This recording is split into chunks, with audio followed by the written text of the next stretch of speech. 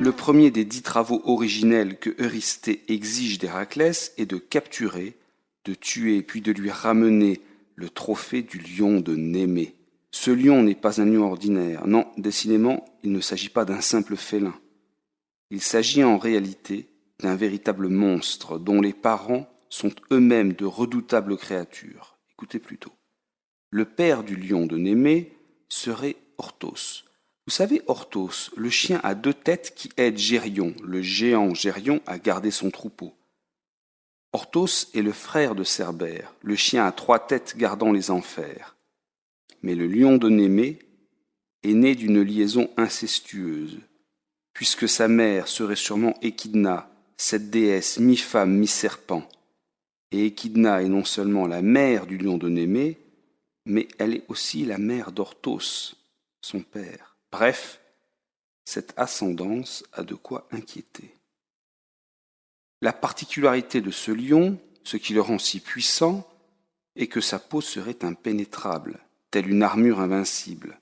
Petit, le lionceau est élevé par Héra, l'épouse de Zeus. Puis, une fois à l'âge adulte, le lion fait des alentours de la cité de Némée son territoire. Cité de Némée, où est installé un sanctuaire en l'honneur de Zeus. Il s'agit d'une cité d'Argolide, au nord de l'Argolide, entre Corinthe et Tyrinthe.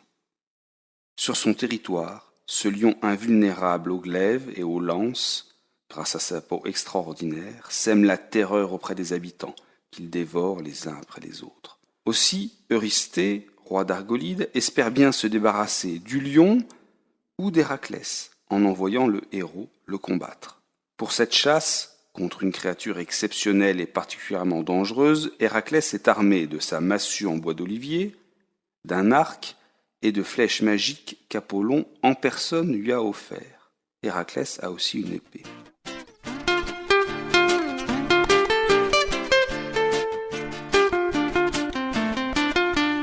Le héros se rend donc sur les terres du lion. Mais il n'est pas facile de trouver le monstre ou sa tanière.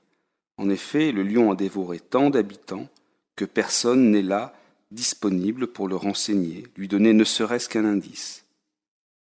Un soir, alors que la bête vient d'achever de dévorer une carcasse encore chaude, Héraclès repère le lion. Il bande son arc et décoche plusieurs flèches en direction de la bête, mais chaque flèche qui frappe le lion parfaitement ne parvient pas à traverser sa peau et donc à le blesser. Mais le lion a bien repéré l'agresseur, le chasseur. Aussi, il abandonne son repas pour charger sur l'intrus, sur Héraclès, qui saisit rapidement son épée et tente d'entailler le monstre. Mais la lame se brise comme du verre au contact de l'animal. Héraclès prend alors sa massue et frappe violemment sur sa proie. Puis il saisit le lion à pleine main et l'étouffe grâce à sa force surhumaine, tuant le lion. Une fois l'animal mort, il se sert des griffes acérées de la bête pour entailler sa peau et la récupérer. Il doit en effet rapporter le trophée à Eurysthée. Et la peau, invulnérable au fer, à l'airain ou au feu, ne peut être découpée au couteau.